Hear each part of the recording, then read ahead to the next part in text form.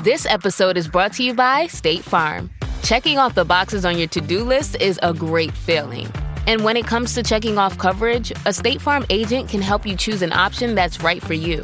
Whether you prefer talking in person, on the phone, or using the award-winning app, it's nice knowing you have help finding coverage that best fits your needs. Like a good neighbor, State Farm is there. On WhatsApp, no one can see or hear your personal messages. Whether it's a voice call, message, or sending a password. To WhatsApp, it's all just this.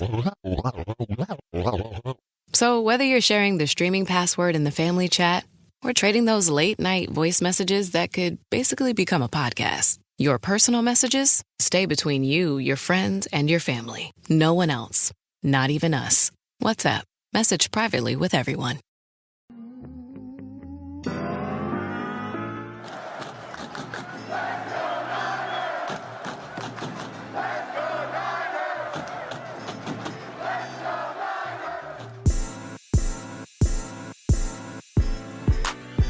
Welcome into 49ers Access. My name is Sterling Bennett, and today we're going to recap joint practices between the San Francisco 49ers and the Denver Broncos. Going to dive into some offensive struggles, including that from quarterback Brock Purdy. Had kind of a roller coaster day.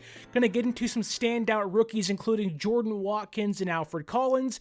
Dive into some standouts from the rest of practice, and maybe discuss why the offensive output that wasn't that good may not be that bad for the San Francisco 49ers. Don't forget to like, share, subscribe, leave us that 5-star audio podcast review. We have a jam-packed show ahead of us, so stay tuned, grab a drink, grab some popcorn, lock in for Niners and Broncos joint practice takeaways right here on 49ers Access. And as always, we have to start things off with what happened before practice began, because the San Francisco 49ers continue to make roster moves daily, cutting players, releasing players, and today was the same for them.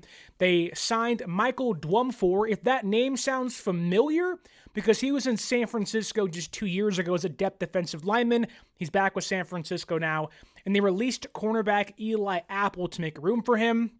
San Francisco walked into today with just 6 healthy interior defensive linemen. Not what you want to see walking into your first preseason game, and certainly not what you want to see in a jam-packed joint practice session. So needed to add some bodies there, and did so with Michael Dwumfor now back with the San Francisco 49ers. We also got some updates on Brandon Aiyuk and Jauan Jennings recoveries from John Lynch via CanBR earlier today.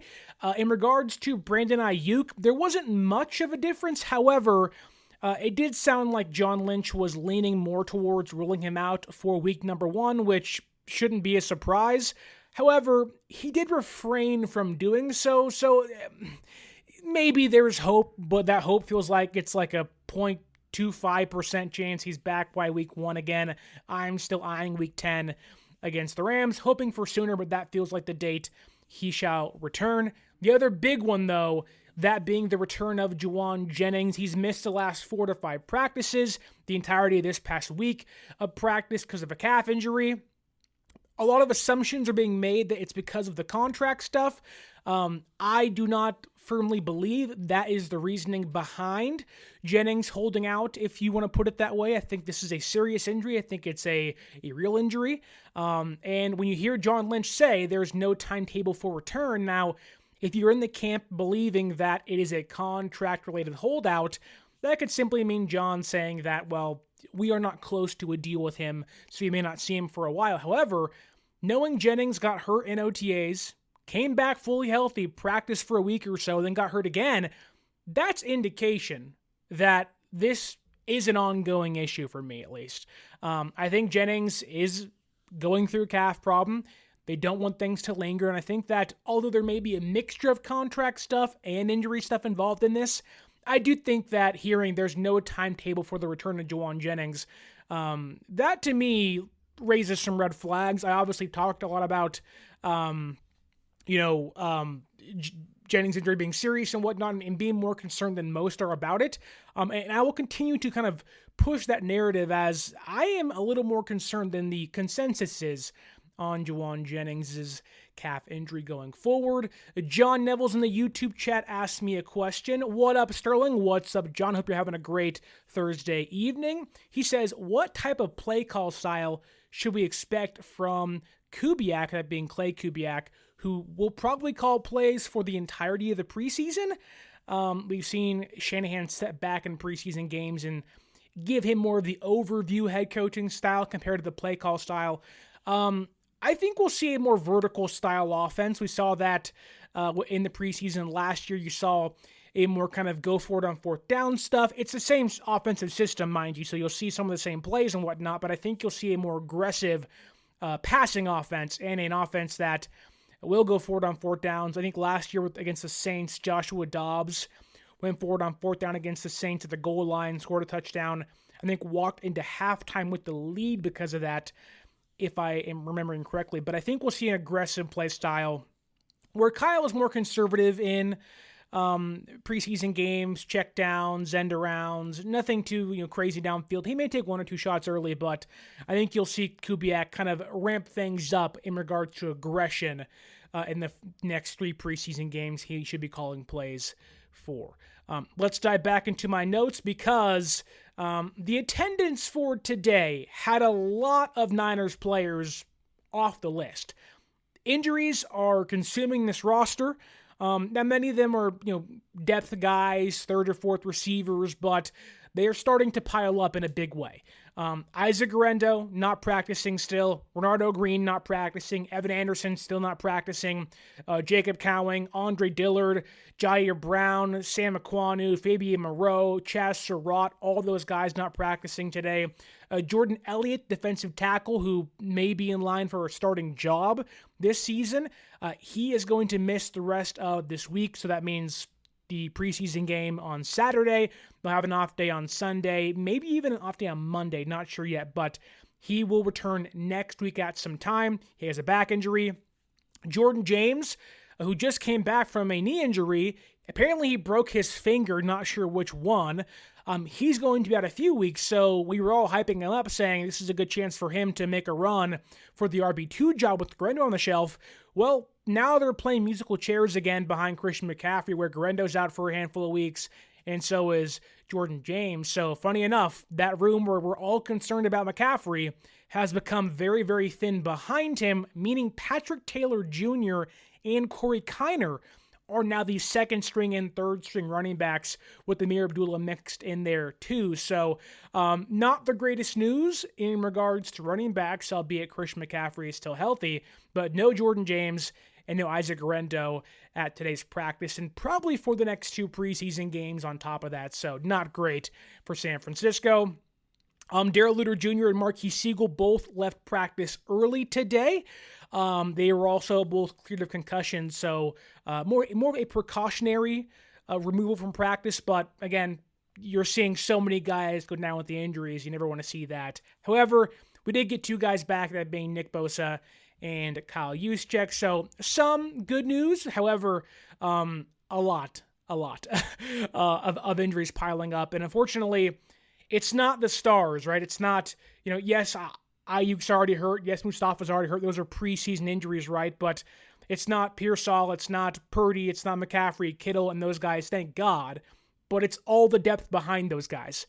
And it makes it worse knowing that the guys I listed, Pearsall, Christian McCaffrey, those guys, do have injury history of their own. So it does make you walk in a little bit of, I guess, kind of on eggshells of like, how is this year going to go? And hoping that they're getting these things out of the way early to be healthy for the next 20-ish weeks or so, barring a playoff run for the 49ers. I will get to a lot of the YouTube comments soon, so stay there. I will get to you, I promise. I did want to mention that Dre Greenlaw, now with the Denver Broncos, did not practice today and will miss tomorrow's preseason game. So it was nice to welcome back DJ Jones and Talanoa Hufanga and Mike McGlinchey and Dre Greenlaw. However, Greenlaw did not practice today, which didn't seem to affect Denver's defense at all, but we'll get into more of that later. But DJ Jones, Hufanga, and McGlinchey all did practice. Ex-Niners were on the field today for the Denver Broncos. kind of already talked about Brandon Aiyuk, but he continues to be a factor in regards to helping and coaching the wide receivers. He was out there during drills today, advising guys, talking to Pearsall and guys. So Aiyuk still hurt, but also still being a part of the team, which is good to see still as we get into kind of the ramp up into the preseason week 1 against the Broncos on Saturday, which I cannot wait to watch this weekend. Then we also got some updated return men. The list went from like 12 to 3 in a matter of a day or so. So I think we know who will be back there on Saturday against the Broncos. Junior Burgeon, which makes sense, Jordan Watkins, and Amir Abdullah. Those 3 guys were the primary punt returners today. So if you are in the camp wanting to know who will be returning kicks and punts this year for San Francisco, Junior Burgeon, Jordan Watkins, and Amir Abdullah are the 3 primary guys back there on a consistent basis thus far during training camp. And then Micah Williams, arguably the biggest news not related to actual practice takeaways. He was locked up with Mike McGlinchey. He went to the ground, he immediately grabbed his knee, and everyone's hearts stopped. We all went, we all gasped, and we all said, oh my God, this looks terrible. Bosa ran over, Fred Warner ran over, and it was like a pause, like no one breathed, no one moved an inch, what's going on? He got back to his feet, did kind of limp off the field and went to the training staff room, and we didn't see him the rest of practice, so there was some concern of like, is this an ACL? Is this an MCL? Like, is this a tear? Like, what's going on? The worst thoughts come to mind, but thankfully, according to head coach Kyle Shanahan, the examination he got after he was injured only showed a hyperextension, so that means he'll miss a week, maybe a little more, but shouldn't miss any actual regular season games. However, they are going to further examine him soon to just make sure there's nothing serious going on, but it does seem like right now that San Francisco did dodge a bullet with Micah Williams not tearing anything on the first kind of exam he had today. So good stuff, albeit a very big scare for San Francisco. That said, I do want to mention, while Michael was practicing today, still looked like himself, pass rushing from the interior, had a couple wins against Denver's guards and whatnot on their offensive line, including a would-be sack against guard Ben Powers during team drills. So despite the injury concern for Micah Williams, there was still some good things we saw from him before the injury transpired. So did want to pass that along to you before we get into the nitty-gritty of the day. The other big thing, your and my favorite competition is no longer a competition that is for kicker, but Jake Moody. My goodness, Jake Moody was 100% today. 8 for 8. Yeah, 8 for 8 on the day for Jake Moody. It didn't start off too hot. He doinked one in and was like, oh, okay, like this is not good. Jake was like, 3 for 4 the day before, and now he's doinking kicks again. It's like, there's so much inconsistency with him. However, he then made the next 6 kicks just back to back during his special teams field goal session. Then during team drills, he capped off, I believe, the Mac Jones move the ball drill session with a 53-yard field goal. So some good things for Jake Moody, building confidence in him, leading into a very important preseason game for him on Saturday. So good stuff there. But I do want to get to your questions now in the YouTube chat. I see here, Robbie439 says, all right, Sterling, spill it. How bad was Brock really? And I'm getting conflicting reports about Christian McCaffrey. You said he looked good. Everyone else said he went nowhere. Let's talk about Christian McCaffrey first, then I'll get to Brock Purdy. I think what people are getting at when they say he went nowhere was, as a running back on the ground, yes, Denver's defense was just smothering San Francisco's offense throughout the entirety of the day. Mainly early, there was some signs of hope later. We'll get into that soon, but early in the sessions, it was just all Denver's first-team defense. There was nowhere to move for the running backs. Christian McCaffrey, Taylor Jr., they were all stopped. They were getting TFLs. It was just nothing. Like, there was nowhere to move on the ground. I would agree with that kind of statement of there was nowhere to go for him on the ground. The centers, the guards, there was no space to move. Denver, again, was smothering San Francisco's offense. And I can honestly say I am concerned about San Francisco's offensive line, albeit it being a early preseason joint practice. I think there is some concerns there. Now, keep in mind, Denver has like one of the best defenses in football, and they're in a different place than San Francisco is from a roster construction standpoint, whereas San Francisco tore down things and is trying to restructure some things this year. Denver is building and adding, paying for Hufanga, paying for Greenlaw, adding pieces left and right, whereas San Francisco is starting to kind of take things away and hope they can build more out of it once they get back to the roots of their problems. But yes, Christian McCaffrey was not great on the ground today. I think he had like one sizable gain, but other than that, it was all Denver's defense. So on that part, I completely agree. However, This episode is brought to you by the world's first reposado from Tequila Herradura. Made with slow-cooked, hand-harvested agave sealed into oak barrels and aged 11 months. Before being enjoyed in your glass. Experience the world's first reposado. Tequila Herradura. Please drink responsibly. Responsibility.org. Tequila Herradura. 40% alcohol by volume. Imported by Brown-Forman, Louisville, Kentucky. Herradura is a registered trademark. Copyright 2025 Brown-Forman Corporation. Where Christian McCaffrey flourished throughout the day and where he honestly has been a better player throughout the entire year training camp thus far has been as a wide receiver. Christian McCaffrey, like, his game is not a one-note player. He's not Derrick Henry, right, where Derrick Henry's primarily a bigger back that can catch the football, mind you, but you're going to use Derrick Henry as that 250 carry a year player, knock down some guards and some defensive tackles and stiff arm your edge rushers and your cornerbacks and be a bell cow, where McCaffrey, although can do some of those things, he's so dynamic where his forte, well, yes, is a running back. He's so dynamic where he can beat you as a wide receiver in the slot out of the backfield being a check down option. So I think McCaffrey excelled at that portion of his game where he was the check down guy, the screen guy, the slot receiver, the guy as an offensive weapon compared to simply being a running back.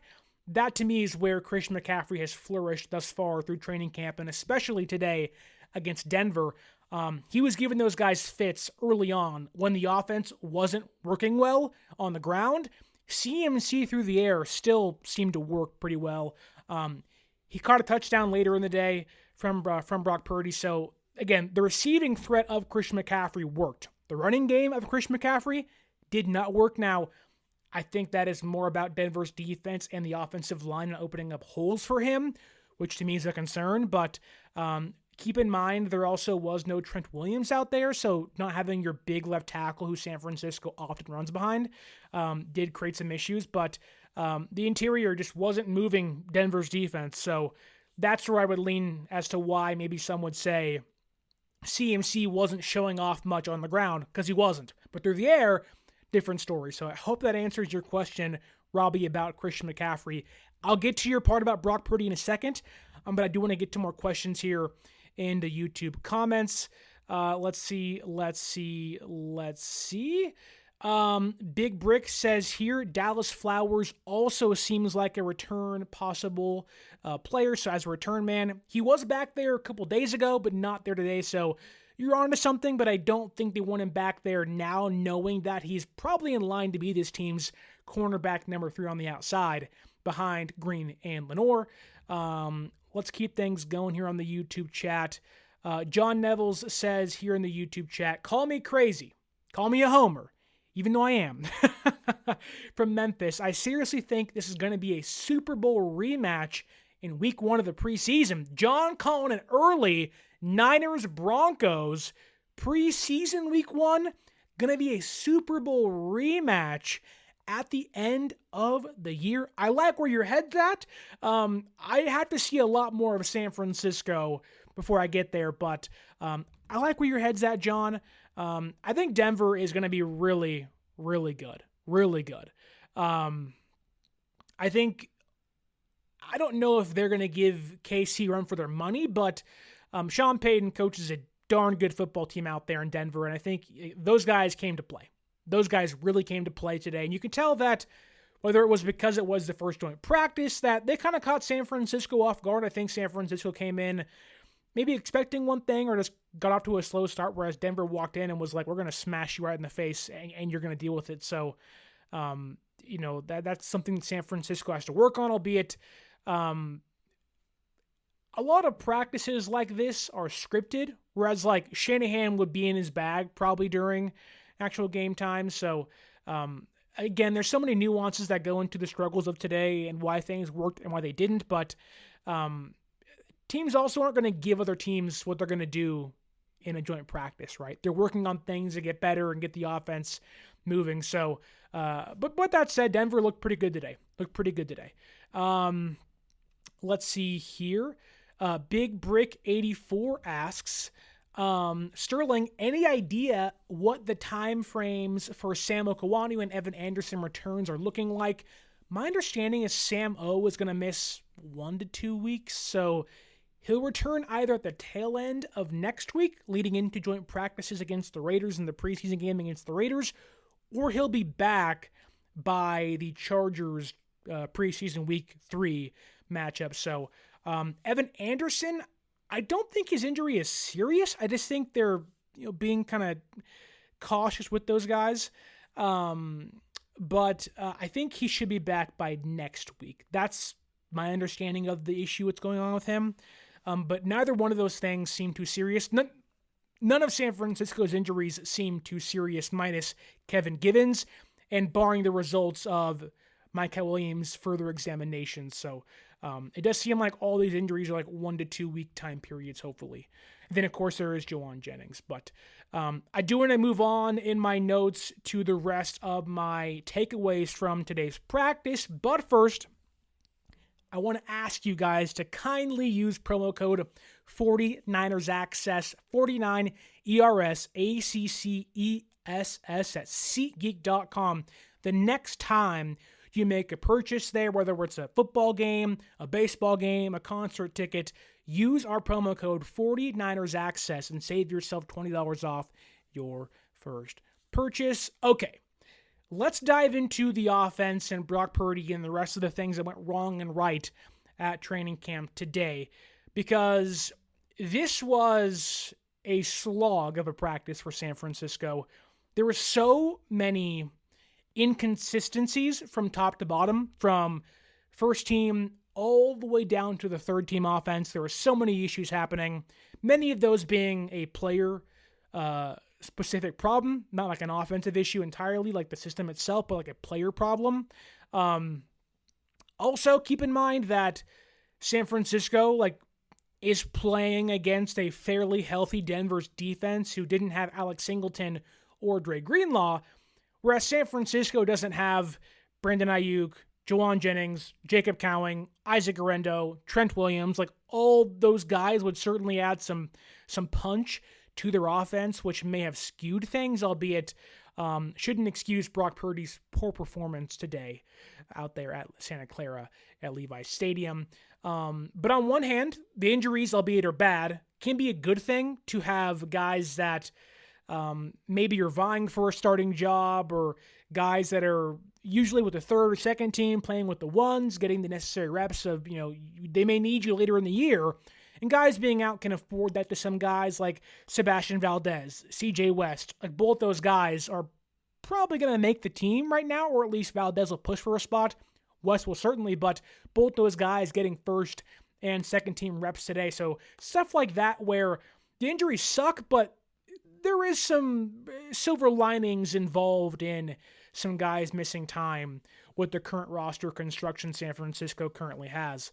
On the other hand, though, I don't think today is a true assessment of what the first team offense would look like, or even the defense, because Green's out, Mustafa's out, Micah Williams got hurt, and then Lenore didn't do a lot of team drills. So again, there's so many nuances that go into why today may have been, I guess, a loss, if you want to call it that, for San Francisco, where you'd rather San Francisco walk out and dominate against the Denver Broncos, make you feel good about yourself and the team, but there is some reasoning as to why things may have been more rough than we should have expected things to be. But I think a lot of the issues were up front for San Francisco, especially on offense. The offensive line was beaten a ton today. A ton of would-be sacks on Brock Purdy, a ton of pressure on him, running around, plays that would have ended in sacks in an actual football game. Also, the timing was off from the receivers to the quarterback. Brock was running around far too much. A lot of holding on to the football very long. Like plays that were like drawn out and you're like, oh my God, throw the football, please. Whether that was Brock or Mac Jones, mainly Brock Purdy, but there just seemed to be, whether it was Denver's defense doing a darn good job locking up San Francisco's young receivers, or San Francisco's offense is not playing well. Timing was off, and Purdy was holding on to the football far too often. The running game was non-existent really until later in practice. There was no lanes for McCaffrey and Taylor to run. And so, like, a lot of those things aren't good. Like, they're bad. Like, you have to clean those things up as you progress through training camp and preseason, and you hope once game time comes, like, your first team offense runs smoother and better when games come. But I also don't hate that. Like, there's a portion of the fan base that will hear, oh, they struggled, oh, they weren't good, and say, oh, put a fork in them, they stink, I told you so. Whereas I'd push back and say, well, yes, you don't want those struggles to happen. Sometimes struggling can be a blessing in disguise for you, especially if you are San Francisco trying to retool this roster with so many young guys needing big-time reps, not just now, but probably later on in the season come playoff time or fighting for a playoff spot down the road. So I don't hate that. I think it gives San Francisco an opportunity, a chance to face adversity early in preseason and also find a way to answer back in a very scripted way in a joint practice like this. And I think San Francisco, for as bad as they were today offensively, there was some fight. There was some pushback where if you had your entire roster healthy or you had all your guys out there going 100%, I think you would have saw a better result from the first team compared to not having Aiyuk and Jennings and Cowling and Garendo and Trent Williams on the sideline. So, again, not a great day, but I do think it was a nice day to get tested and hopefully grow as a team as you progress through training camp and the preseason games. But I do want to get to Brock Purdy because a lot has been made of Brock today, of how poor he was, how bad he was. There's been some overpraising by people of Brock Purdy, and there's been some overhating. I think, when your team that doesn't have their usual players walks into a practice that's pretty much scripted, or at least almost is, you're gonna have some struggles, and it doesn't excuse Brock at all.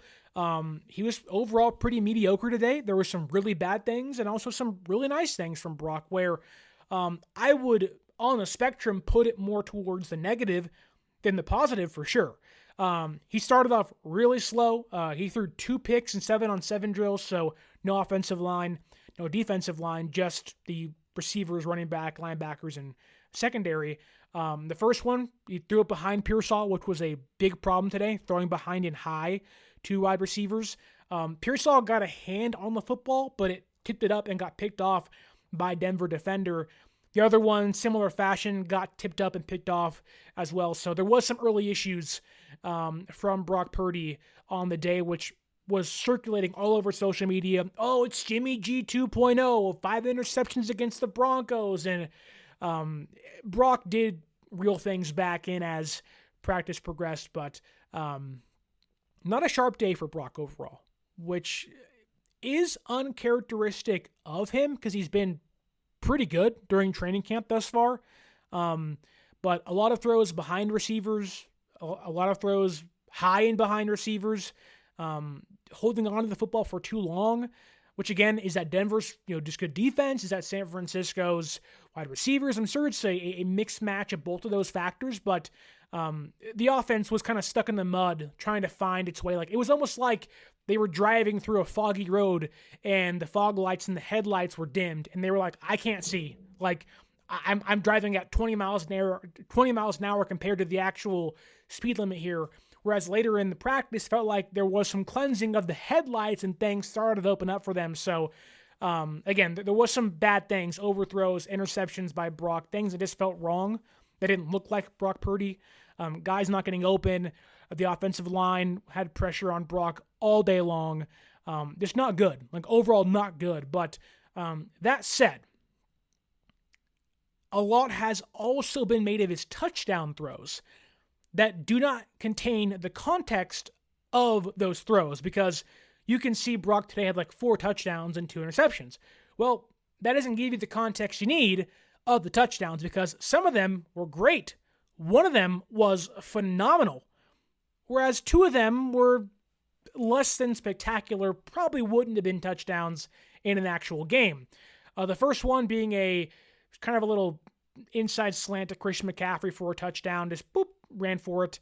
However, that play took way too long to develop. He would have been hit. It would have been a running around, trying to make a play, kind of freestyle Brock Purdy play.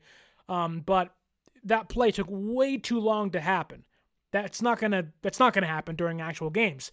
The next one was to Demarcus Robinson, where Purdy has to pull the ball down, run to his left, and make the completion for a touchdown, where that's great and all. However, again, like the first one, just taking too long to develop.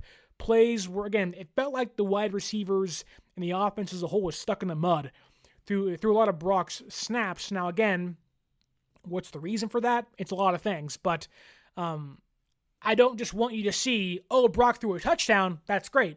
Yeah, it's great and all, but like, it doesn't really give you the context you need to actually kind of decipher what transpired there if you weren't at practice today.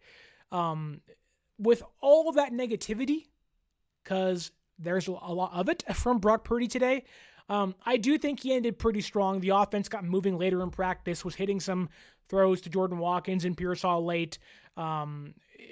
Purdy and Pearsall and Watkins were still in lockstep throughout their struggles. They were definitely making it a point to get those guys open, and for most of practice, those were the 2 guys open for all the quarterbacks involved, Pearsall and Jordan Watkins. So that was a bright spot of today, Purdy and Pearsall continuing their hot streak together, and Purdy threw what may have been, at least on San Francisco's end of offense, the best throw of the day. It was a near 30, 29, 31-yard touchdown pass to Ricky Pearsall on a fade route towards the right-hand side of the end zone. Just right over Jahdae Barron, their first-round draft pick this past year, just right into his hands, and it was like, wow. Like, that's Brock Purdy. That's the touch. That's the precision. That's what you usually see from San Francisco's quarterback. And I think, for all the struggles they had, sometimes, you just have bad days. Sometimes you get thrown different things you haven't seen before, and you can be really good against your own players. You can be phenomenal without pads on. But when you have pads on, things change. I think we saw Isaiah Neyor being the base example of that. Whereas you're not playing your best, or you don't have your best weapons out there with you. You're playing a new defense you haven't seen before. Guys react different. You don't know their traits very well and how, like, what are their instincts, where are they going to be. And so, that's okay. Like, it would be different if, like, they're game planning for a practice. You would see those interceptions go down, the mistakes go down, but you're not game planning for a practice. So, I think knowing that they were much better in the 2-minute move the ball drill compared to 7-on-7s and earlier team drills, that does give me more hope that, okay, like, you can put aside the struggles for now, table them, and don't bring them back up. But I do think that this was probably one of Purdy's worst days, especially the beginning, but he did kind of round things back up, albeit still found himself towards the negative of the spectrum for me. We have a comment here in the YouTube chat. Actually, a lot of them, mind you. Let's see. Amar Singh says, I'm not really worried about the offense as long as we have Kyle and Brock. I feel the same way. It's just people are going to overreact to this stuff. And yes, like we'd all prefer Brock have 5 touchdowns, no interceptions, look great, because who wouldn't, right? Like Bo Nix today was tremendous. Bo Nix was the better quarterback of those guys on the field today. That's okay, because San Francisco also doesn't have Lenore, Bernardo Green, Mustafa, and that's concerning knowing that if those guys go down, that could be a problem for you. But again, there's no implementation of a game plan. So there isn't you can't take too much away from this outside of guys standing out, making plays individually. Well, that is where Brock's stuff comes into play, where it's like, man, so again, people will over-sensationalize struggles and not reward the good play, or they'll do the inverse of over-sensationalize the good stuff and not discuss some of the small things out there that could kind of hinder or could kind of push back on the narrative of the positivity of certain players. Strawberry Reacts here says the interceptions also need context because they were during 7-on-7s, not team period. Also very true. None of Brock's interceptions came during team drills. None of them. All during 7-on-7s. That's important to note. Not sure how important, but certainly important. Let's continue here. Is it Lael? I hope I get your name right. I'm sorry if I'm not getting it right, so forgive me there. But he says, or she says, I have no idea what you are. They say, I'll use that pronoun. They say, Mac Jones getting a better review today after throwing more interceptions. That's true. That's true. We saw so many reports of Brock Purdy threw interceptions. Brock Purdy threw 2 interceptions. Mac Jones threw 3 interceptions on the day, but no one's talking about it. I think Nick Waggoner may have been the only person I saw mention Mac Jones's 3 interceptions. Just baffling how that's being left out of the conversation. Now, keep in mind, Mac threw 2 of them during 7-on-7s, so there's that, but also threw 1 of them during team drills. And so again, there's give and take to everything. For every player, every drill, there's always give and take. So for as bad as Purdy was, and as bad as the picks were, and as bad as the accuracy and timing was today, Mac also threw 3 interceptions. So I'm not going to tear down one guy and just avoid the negativity of the next guy too. We have to be fair. If you're going to be there and watch practice, you cannot be, you can't have a narrative here. Are you feeling more fulfilled now that you're back to work? On August 15th. No. I need a vacation. See the movie that critics are saying is an awesome, Look at that. crowd-pleasing, fist-pumping, all-out brawl of a film. You're right about that. They're coming after our family. Go fix this. Oh, my. Nobody 2, rated R, only in theaters August 15th. Brock threw 2 picks. He wasn't great. Mac threw 3 of them. Brock ended the day really good on an amazing 30-yard touchdown pass to Pearsall. Mac Jones also had a phenomenal touchdown pass to Tariq Owens today. About 40 yards downfield. It was like, wow, that was incredible. And he also found Jordan Watkins for a touchdown. So, again, give and take, good and positive. It's like a teeter-totter of outcomes. It's practice, too. It's practice. So, a lot will be said about this day. So much was said about Jimmy Garoppolo's 5 picks against Denver, and that team went to a freaking Super Bowl. Sometimes making mistakes isn't a bad thing as long as you learn from them. That's the important part. Are you getting better after your mistakes? I think Christian McCaffrey said today after practice that I love football so much because you're going to make mistakes and learn from them and get better from them. The beauty of the game is that, well, we get to make the mistakes and grow. And that's every sport, mind you. Like baseball, you are not good 70% of the time, if not more than that. So it's sports. It's sports. There isn't much to say about that other than it's sports. Lyle also says here that that's true of Mac's interceptions, but he had the second team offense. True. However, all the receivers rotate. Not Kittle, but like Pearsall, Watkins, Gage, all those guys rotate. You're getting all the same wide receivers every single time, just against a worse defense. He's getting Denver's second-team defense. So what does that say about Mac Jones?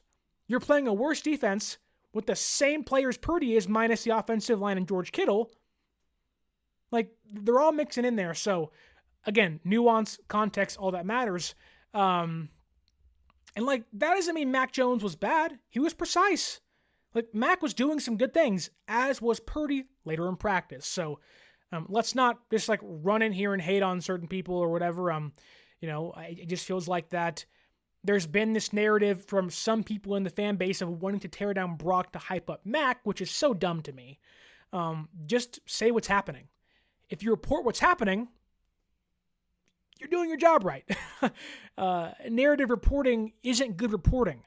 You should not be someone that has a narrative, unless you're writing an op-ed, that's different. But if you have a narrative behind your reports, then it is disingenuous.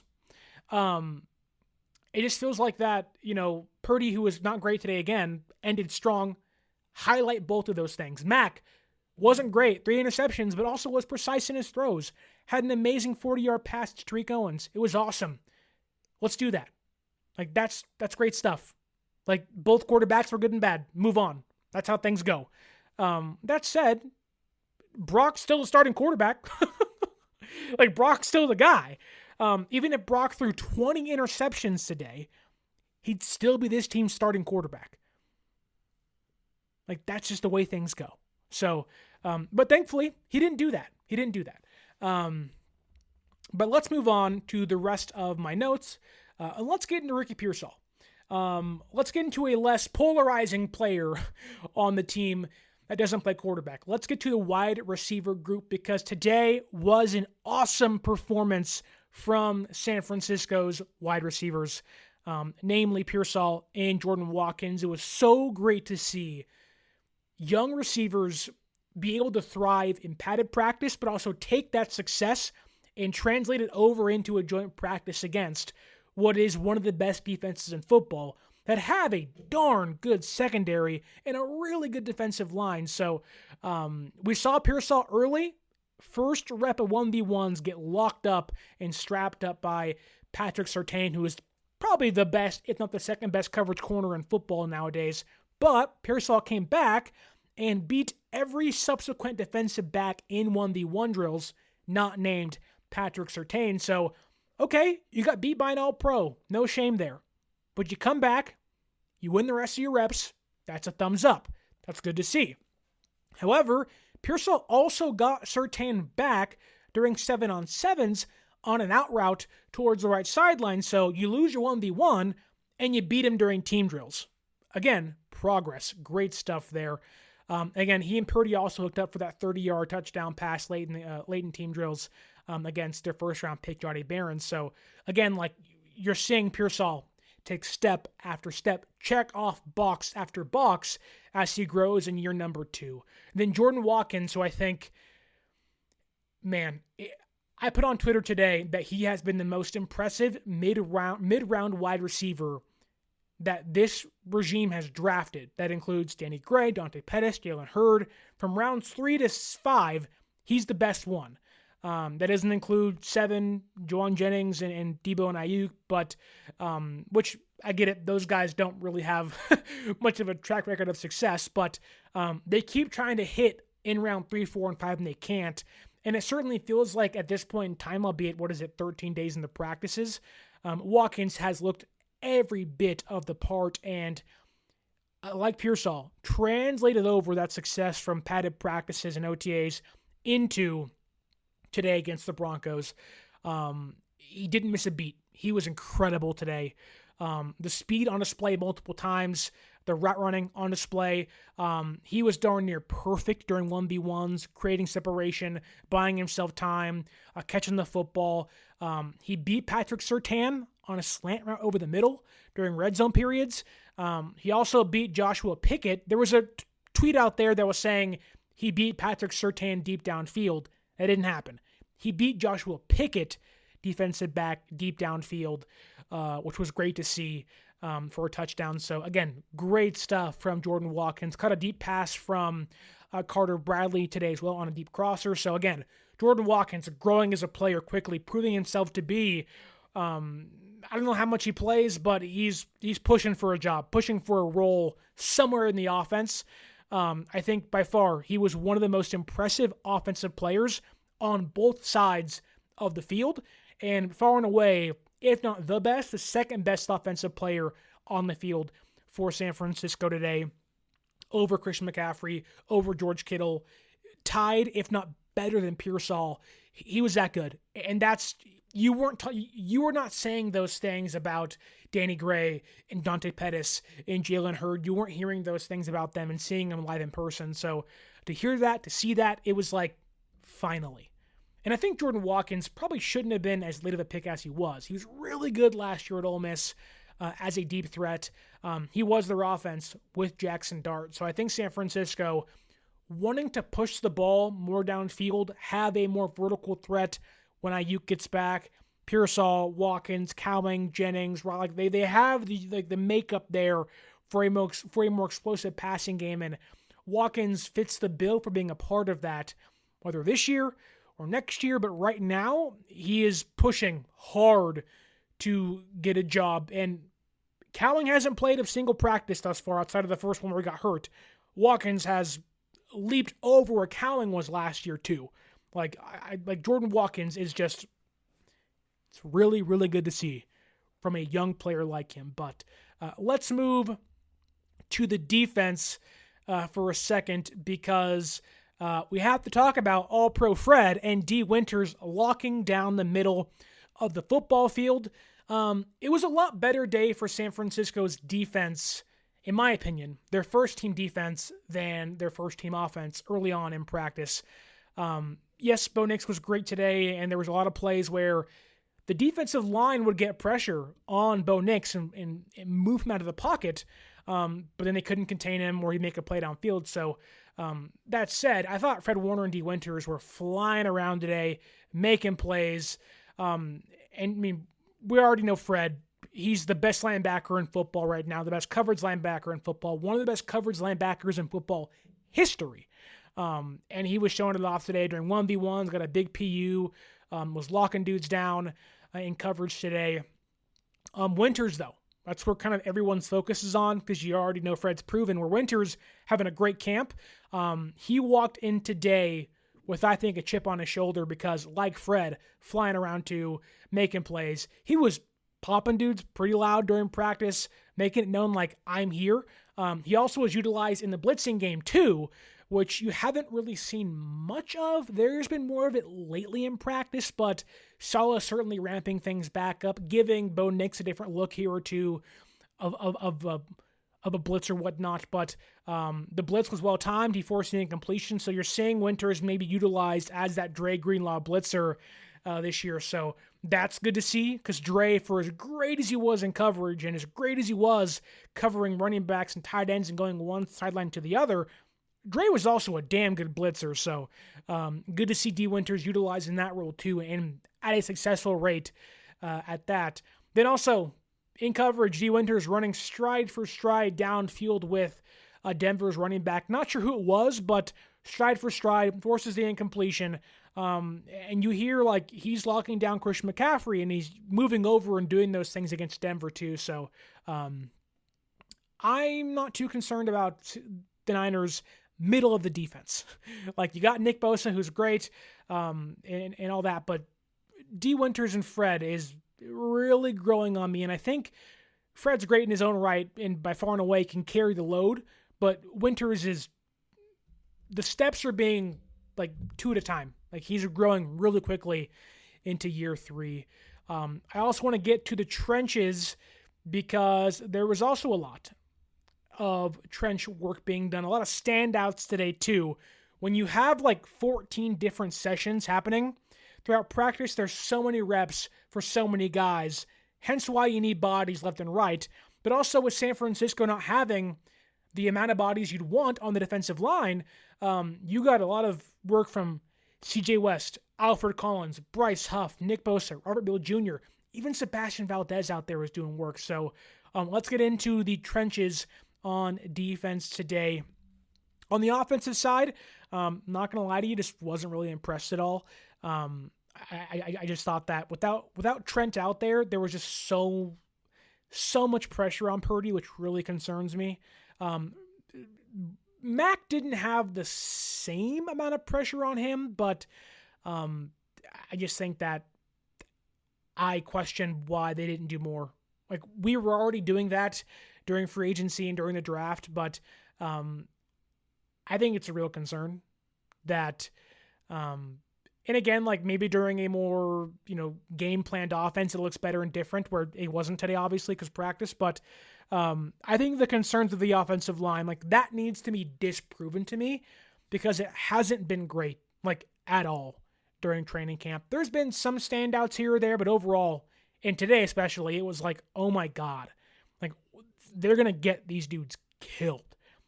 Thought it was really bad, like really bad. And that goes from first team all the way down. And again, maybe that changes during, schemed up plays and whatnot, so I'll give them some grace, but they need to show me something more than what I've seen. That said, the defense, though, I thought did some work. Nick Bosa was given the offensive tackles for Denver fits all day long. He was a menace. He was wrecking shop. McGlinchey did beat him during 1v1s, but other than that, he was given McGlinchey and Garrett Bowles just the works today. And he was putting a lot of pressure on Bo Nix, too. The difference was Bo Nix had some guys open downfield to throw to and made a lot of great plays. So if you are on the Bo Nix hype train, yeah, it's real. He looks really good, and I think Denver is in a good place to not just push for a wild card, but could give KC a run for their money in the AFC West. But a very good day from Nick Bosa. He's been great throughout training camp, and he's looked good today too. The other side, when Michael Williams went down, it became the Bryce Huff show for a second. Huff and Bosa paired together on the first team with Williams out throughout the joint practice session. And I think Huff flashed his speed very well. We know that Huff is more of that speed rusher, spin moves, quick cuts to the inside. He's not going to, be this powerful edge rusher and should pair well with Michael on the outside, but he beat McGlinchey a couple times on the outside playing edge rusher, forced Nix out of the pocket to make a few plays. So the defensive line was getting pressure on the exterior on Denver, and even on the interior too. Like, you had CJ West today, who in 1v1s outright beat all-pro guard Quinton Miners, and it was like, oh, okay, CJ, like, you came to play. And West has surprised San Francisco's offensive line with the strength and quickness he has, and I think maybe that was a reason for the surprise of Miners. But anytime you beat an all-pro, whether it's cornerback, receiver, offensive lineman, defensive lineman, like, you deserve praise. And I think CJ West, who wasn't perfect today by any means, it wasn't as impressive as his 4 wins in 1v1s or 6 would-be sacks or whatnot. But when you're beating an all-pro guard that should know how to handle you and they don't, that's a big deal. And so West, thumbs up, gets a positive report today from me. He also got a ton of first-team reps with guys out. He got a would-be sack against guard Ben Powers. So West is looking like the better of the 2 defensive tackles drafted this year by San Francisco. No surprise there for me. I've been saying that for a long time here on the show, but a very good showing from CJ West, who, like Jordan Watkins and Upton Stout, they've had 3 really good rookie standouts throughout the entirety of training camp and today throughout the joint practice against the Broncos. That said, I don't want to dig Alfred Collins too much of a hole, because Alfred Collins was also really good today. It was his best day by far. I think we've been slowly seeing the progression, slowly seeing him kind of get his feet out of the water, back on dry land, find his footing, and make some plays. And I think today he won 3 of his 4 1v1 reps. You can tell there was more of a plan in place of how to attack Denver's offensive line. It wasn't just a bull rush or power. There was a snatch move. There was a spin move. And it was like, okay, like, there's Alfred Collins finally. He got Calvin Throckmorton who he got him with his strength and just got the snatch move and moved him out of the way and would have got a would-be sack against the guy. So it's good to see there from Alfred Collins.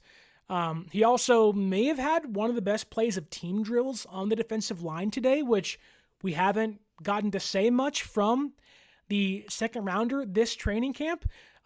He forced his way into Bo Nix's passing lane, utilizing his strength, then got the quarterback to go out of the pocket. Now, the play worked in Denver's favor, but just having the ability to generate interior pressure will do so much for San Francisco, whereas last year it was non-existent at all. They couldn't move the pocket. Quarterbacks were running back there for 13 seconds a pop, and it was like, holy hell, someone do something.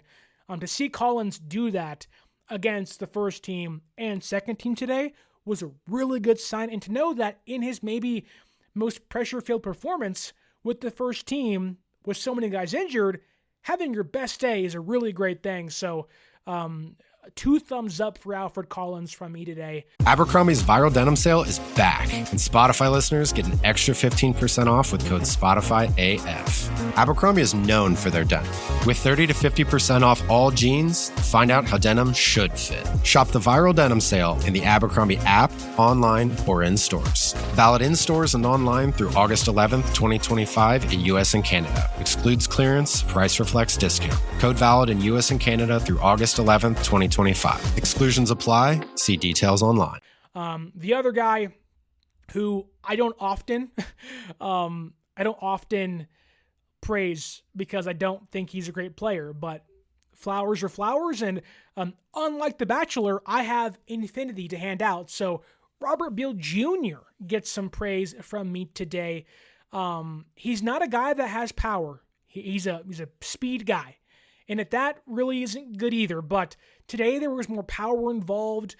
He beat McGlinchey once, and then he knocked back, I don't know who it was, but one of their offensive tackles into the quarterback for a win on the play. So there was some good things from Robert Beal Jr. of all people. He also got some pressure on Denver's second team defense or offense, and forced the quarterback out of the pocket to make some plays. So again, San Francisco's defensive line was not the problem today. I was really impressed by Saleh's unit on the defensive line. And that goes from Bosa to Huff to West to Collins to Beal Jr., even all the way down to a UDFA and Sebastian Valdez, who I ignorantly did not put on my 53-man roster prediction. I didn't even talk about him. It was an oversight by me. The last week or so, he's really stepped up and made some plays in the absence of some guys. So I do want to give Sebastian Valdez, the UDFA, his flowers as well. I think he's becoming a name to watch to either make the roster or push for a practice squad role. There's not many guys in that room that have their job solidified outside of West and Collins. So to see him win 3 of his 4 reps today with power, speed, and leverage, and get under guys' pads and flash some more pass rushing skill sets than, say, Jordan Elliott or Evan Anderson have, who are more run-stuffing defensive tackles, that's big news. I think that's really good stuff from the interior defensive line of San Francisco, where there's so many things up for grabs. To see younger guys kind of grab that brass ring and go with it, that's really good stuff from a really young defense trying to make some hay in the NFL. But let's move to the cornerback room for a second, because it's really in flux. Renardo Green's out still with the hamstring injury. Lenore is back during 1v1s, but then not in during team drills as much. So there does seem to be this hesitancy to play him with the hip injury he has, leaving guys like Darrell Luter Jr., who got hurt today but got cleared for a concussion, and Dallas Flowers and Trey Brown and other guys, Jacob Robinson, to play outside with the first and second team defense, whereas some of those guys should be up there and some of those guys shouldn't be up there. And I think it showed today. A lot of issues in the secondary, especially at cornerback today. Flowers, unsurprisingly, was the better of the trio of the grouping of Luter and Robinson and Brown and those outside cornerbacks. He was the better of that group. But Luter really struggled today to a point where the Denver Broncos just kept targeting him over and over and over again. Now, I don't know when he got concussed or had symptoms, so maybe that was an attribution as to why he struggled. However, it was like in previous seasons where you'd see other teams like target Brian Allen, or you'd see teams target Ambry Thomas because they knew he was a smaller cornerback and wasn't that great. It felt like that today. Like, let's bully Darrell Luter Jr. throughout practice, and Denver did for a lot of it before he got hurt. That said, the big struggle came from penalties on the defense, where you had so many guys that would have had like would-be sacks or pressures during a game or during a preseason game, and would have pushed drives back or ended drives that were just negated by dumb penalties today. Kalia Davis had a would-be sack or a pressure that was negated by a defensive holding call by the secondary. Nick Bosa and Bryce Huff both had sacks that were erased by a Dallas Flowers DPI. Jonathan Garvin, the exact same thing, who had a sack. Defense called for a penalty. I get it. You're playing against other receivers, new guys, defense, new scheme. They're throwing things at you haven't seen before. All that's good. But it was like San Francisco's secondary was behind a step, needing to catch up on the outside, leading to holding calls and others along that line. So, again, the defensive line was really getting home and forcing the Broncos quarterbacks to make plays and get pressure, but the secondary was a big problem today. Now, do things get cleared up once Lenore and Mustafa and Green come back? I would like to think so, but just in a practice like this, you can't help but notice there's 17 flags out there. Why? What's going on? Now, to also be fair and to give more clarity here, you can't see everything on the football field. They have things lined up, so you're getting glimpses of things and not the full picture at times. So, again, take that into account when you hear not just me, but everybody out there. Nobody saw every single rep today. It's impossible. It's impossible. So take that into account too. That said, let's move on to my final notes of practice. As Rob D says here, hope you're having a great day, Rob D. He says, practice? Talking about practice? Doing his best Allen Iverson impression, which the Sixers are bringing back those old black jerseys from 2000. I am hyped for those, albeit not a big Sixer fan, but anytime you hit my nostalgic 90s, early 2000s bug in my head, it makes me happy. So that's good to see. Nonetheless, let's get to Upton Stout, who has been, if not the best rookie on this team, if not the best secondary player on the team, in conversations with Jason Pinnock and Dallas Flowers, with Green and Lenore not being on the football field. Upton Stout continues, like Jordan Watkins and like CJ West, to take his success and translate it over in to joint practices. I'm sure by now you've seen the 1v1 rep against Troy Franklin. There's been some debate as to whether it was a holding call or a DPI. I don't mind guys getting physical. Do it now compared to later. Learn now, get better after making mistakes. And look, the same thing goes for the defensive penalties too. Like, make the mistakes now. That's okay. As long as you can correct them, then I'm okay with that. But if it continues to be a problem, then we'll have a different conversation. But Stout today was just awesome. It's very hard to find other words to describe him than just he's a dog. Like, he's a D-A-W-G, dog. He's awesome to watch in person. He's feisty, sticky in coverage, likes to use his hands, wants to initiate contact with wide receivers. He's unafraid to take on left tackles and his blocks and whatnot as a defender in the running game. What you saw again on social media, the 1v1 against Troy Franklin, bodies him up, kind of knocks him off his bearings a little bit. He falls down and then gets the interception in 1v1s. But then later in practice during team drills, he had a nice early run stop against J.K. Dobbins where he just evades the blocker, gets around him, and then bang, hits Dobbins near the line of scrimmage to end the play. So like Watkins and West, albeit a quieter day for Stout, then those two guys, a good day from three rookies for San Francisco. So some really, really good stuff out there. Just awesome things. I know today's practice offensively wasn't great. There was a lot of things you got to clear up and clean up, but just days like this are never bad, because these days allow you, like we always want to say, iron sharpens iron, unless you're against other teams in a practice session. That stuff still stands. Now, yes, you want your guys to play better, but iron still sharpens iron when it's Broncos against Niners in a joint practice. The same thing goes. So I am eager to watch how this team plays in the preseason. It doesn't sound like we're going to see any starters in preseason week 1, which we shouldn't. So it would be nice to watch guys like Micah Williams out there, but he's not going to play on Saturday, so that sucks. But hopefully we get to see guys like Watkins and West and Alfred Collins and other young guys like Sebastian Valdez and D. Winters and Nick Martin show off and play out for the first time in front of their home crowd. And hopefully we can give them a warm welcome as a new draft class, because this fan base needs a better season.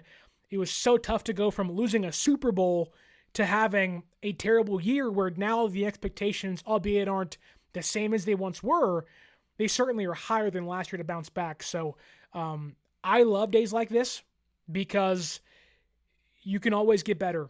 Like sometimes you have a hard day in class, you have a hard day at work, but those days make you better. My wife had a grueling year last year as a teacher, where there were kids that just needed help, and she tried her hardest and her darndest to get it to them, and just things didn't work out in their favor at times, and they put her through hell with their actions and whatnot. It was a tough year, but you got to push through it to get better.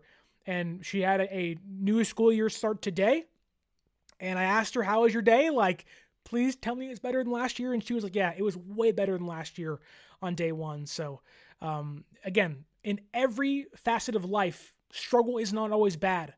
Do not take Brock Purdy's 2 picks or Mac Jones's 3 picks and the struggles of the offensive line as an issue. If they become an issue and continue to be an issue later, well, then we'll certainly talk about that. And I have my concerns about things, mainly the offensive line, but I'm not concerned about Brock Purdy's picks or things like that. There's so many positive things from today, like Jordan Watkins, like Pearsall, like West, like Collins, like Upton Stout, Sebastian Valdez, all those guys, Warner, Winters, all those guys having really good days that people are too hyper-focused on a bad day from Brock Purdy and the quarterbacks. Because, let's be honest here, they can go against Las Vegas next week, and they can light up that defense, and we all say, "Whoa, they're back!" And it just depends. So, if you don't take preseason games seriously, why do you take a joint practice like this as a problem too? This is Brock Purdy's preseason game. That's okay. A lot of guys suck during preseason, but that's all I have for you today. It was a longer show. Thanks for sitting around with me. I appreciate you being here. Drop your takeaways. Drop your comments down below from the joint practice. Are you worried about Brock Purdy's interceptions? Are you maybe a little worried about Mac Jones and the offensive line and whatnot? Are you excited, ecstatic about Watkins and Pearsall and the young guys on the roster playing well early on in their first or second training camp and preseason sessions? Tell me down below in the comments. Don't forget to like, share, and subscribe. Leave us that 5-star audio podcast review. Don't forget to follow us on social media at 49ers_access is the X or Twitter. 49ers.access is the Instagram. I want to thank every single one of you here in the YouTube comments. Kenny 49ers, Rob D, Papa J, Kawachipto, Benali P, Lori Matthews, so many of you guys in here. Big Brick 84, Filthy Casual, Set Builder, Strawberry Reacts. I'm going to go all the way to the top and get to every single one of you guys in here, because Lyell, his first comments I've ever seen here. Thank you for being here today. You Trippin', Sacred Intuition. I think Armar Singh, he in here too. Robbie43 or Robbie439 or 439 is also in here. Thank you guys so much for watching. If you can, like, share, subscribe. Leave us that 5-star audio podcast review. And as always, my name is Sterling Bennett. And until next time, use this promo code 49ers Access to save yourself $20 off your first purchase. And until next time, stay faithful.